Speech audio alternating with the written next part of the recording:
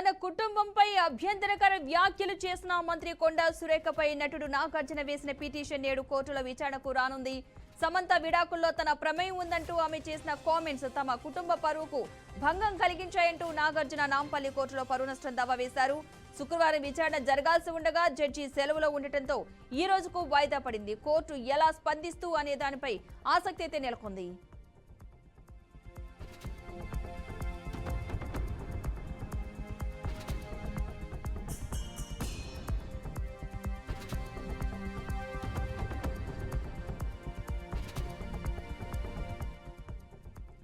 తన కుటుంబంపై అభ్యంతరకర వ్యాఖ్యలు చేసిన మంత్రి కొండా సురేఖపై నటుడు నాగార్జున వేసిన పిటిషన్ నేడు కోర్టులో విచారణకు రానుంది.